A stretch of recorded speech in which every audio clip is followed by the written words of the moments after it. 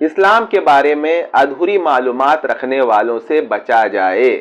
اور مخلص علماء ربانیین اور راسخین فی العلم سے رابطہ کیا جائے۔ خاص طور سے ٹیلی ویژن پر جو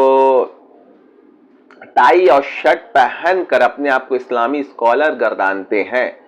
جنہوں نے باقاعدہ کسی عالم کے پاس دین کا علم نہ سیکھا ہو، ان سے بچا جائے۔ وہ آپ کی صحیح رہنمائی نہیں کر سکتے، بلکہ دین کے نام پر گمراہی کی راہ ڈال دیں گے اور آپ کو اس کا احساس بھی نہ ہو سکے گا۔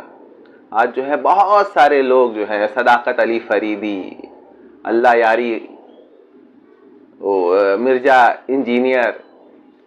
جاوید احمد غامدی، کتنا ہی نام میں بتاؤں جو اہل سنت والجماعت کے صحیح عقائد سے الگ ہٹ کر اپنی راہ لے چکے ہیں اور تحقیق کے نام پر وہ گمراہی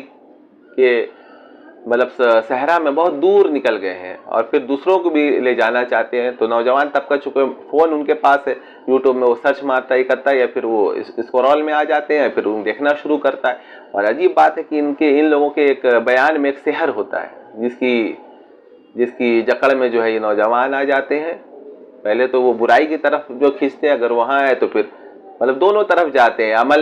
عمل سے بھی خراب ہو رہے ہیں، اور عقیدے میں اگر ان لوگوں کے پیچھے آپ گئے تو آپ خراب ہیں۔ آپ کو راسخین فی العلم معلوم کریں کہ کن کا مجھے سننا چاہیے، کن کا نہیں سننا چاہیے، اور ہو سکے تو پڑھیں، اکابر کی کتابیں پڑھیں جن پر جو ہے لوگ متفق ہے کہ یہ کتابیں جو ہے بالکل سچی اور اس پر لوگوں کا اعتماد ہے، علماء کا اعتماد ہے، تو ان کتابوں کو آپ پڑھیں گے تو آپ صحیح راہ پر رہیں گے۔